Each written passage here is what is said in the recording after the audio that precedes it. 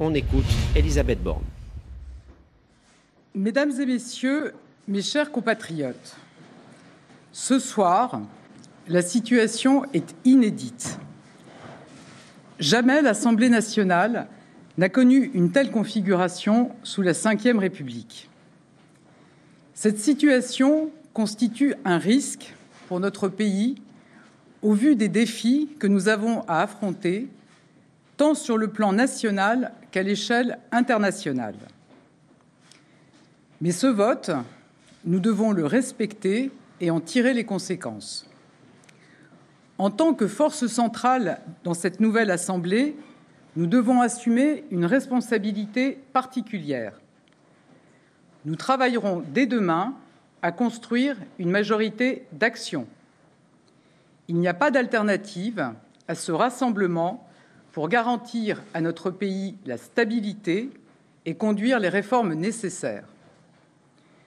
Les sensibilités multiples devront être associées et les bons compromis bâtis afin d'agir au service de la France. Les Français nous appellent à nous rassembler pour le pays. Depuis des semaines, le gouvernement est au travail et prend les mesures nécessaires pour protéger chacun. Demain, nous devons amplifier et accélérer notre action au service de tous les Français. Dès cet été, nous voulons prendre des mesures fortes et concrètes pour le pouvoir d'achat. Nous voulons continuer à vous protéger et assurer votre sécurité. Au-delà, je suis certaine que nous pouvons nous rassembler largement pour le plein emploi, pour une transition écologique ambitieuse, pour l'égalité des chances, pour l'école et la santé, pour notre souveraineté industrielle, énergétique et agricole. Avec le Président de la République, nous allons œuvrer dans le dialogue, à l'écoute des Françaises et des Français et de toutes les forces vives, partout et dans tous les territoires. J'ai confiance dans notre pays, confiance en chacun de nous et en notre esprit de responsabilité. Nous avons tout pour réussir et c'est ensemble que nous y parviendrons. Vive la République et vive la France.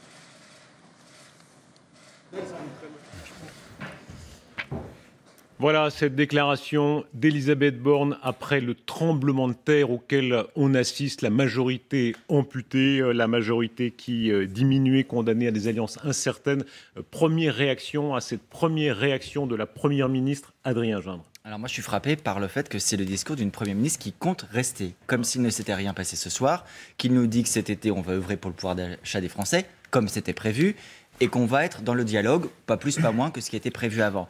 J'ai un doute en écoutant Elisabeth Borne ce soir sur le fait que le message ait été reçu par l'exécutif. Parce qu'attendre 22h30 pour faire un discours qui ne semble pas avoir entendu le message des urnes ce soir, je pense que cela promet des journées compliquées à venir. Sur ce plateau, on aura des réactions plus marquées à gauche avec Françoise Degois, plus marquées à droite avec Guillaume Roquette.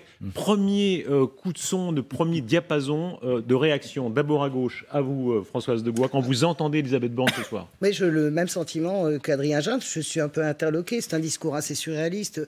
Quand on voit cette assemblée qui se dessine, on a le sentiment finalement que c'est le match retour de la présidentielle. C'est-à-dire que les trois blocs dont on parlait à la présidentielle, ils se sont reconstitués. C'est comme si au fond, les Français s'étaient emparés d'une proportionnelle auquel ils n'avaient pas droit. Et c'est vrai que ce sentiment est que Elisabeth Borne, bien sûr que c'est pas une femme politique tribunicienne, mais mon sentiment, une telle platitude, si vous voulez. On va entendre Rachida Dati dans un instant qui dit qu'elle ne peut pas rester. Mais voilà, mais moi c'est ma conviction, c'est pas du tout que j'ai une animosité ou pas par rapport, mais politiquement, comment Elisabeth Borne peut-elle être maître du jeu et tenir face à une assemblée pareille où il y a zéro majorité, même relative, très difficile. Elle a institutionnellement tort. Elle peut... Oui, je suis d'accord. Oui, bien sûr. Non, parce discours, que institutionnellement, non. parce que son politiquement, Guillaume Roquette. Il faudra trouver une solution demain matin. Elle est à la tête du groupe le plus nombreux. Moi, j'aurais deux remarques, une sur la forme, une sur le fond. Sur la forme, c'est une soirée très difficile.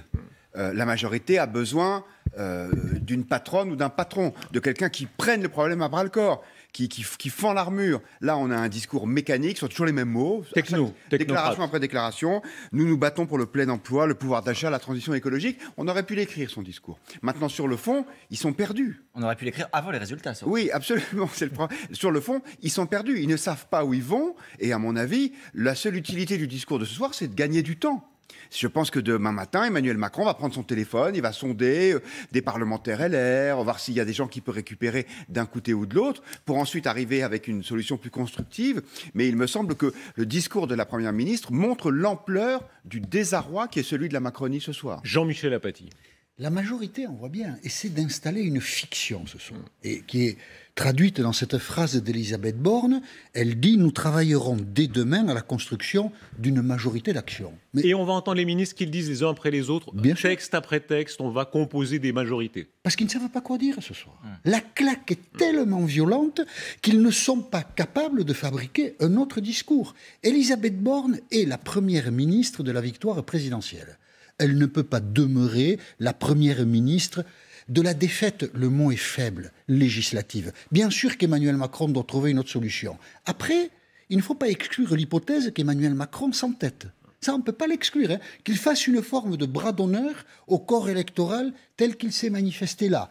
À mon avis, on ne peut pas l'exclure, mais ce serait aller vers des tensions inutiles. Il faut trouver un Premier ministre qui exprime la situation du moment. Moi, je ne le connais pas. Je pense qu'Emmanuel Macron ne le connaît pas à l'heure où on parle. Est-ce qu'elle peut rester ? Est-ce qu'elle peut rester, selon vous ? Non. Après, la question, est-ce qu'elle peut rester ou est-ce qu'elle va rester ? Alors, là, on a plutôt l'indice qu'elle va rester, même si elle ne le peut pas. Je pense qu'effectivement, et c'est toujours comme ça avec Emmanuel Macron, il va y avoir un temps de digestion. C'est-à-dire qu'on attend tous qu'il se passe énormément de choses ce soir ou demain matin. Je pense qu'il ne se passera rien avant vraiment des heures et des heures. Pourquoi ? Parce qu'Emmanuel Macron va prendre le temps d'analyser. Il a déjà eu la réponse des LR qui lui disent merci, mais non merci. Hein, si je résume, à la main tendue en opposition. Disant, majorité de droite, un coup à droite, un coup à gauche. Mais je pense aussi que le choc est tellement rude. Imaginez deux très proches d'Emmanuel Macron, Richard Ferrand, Christophe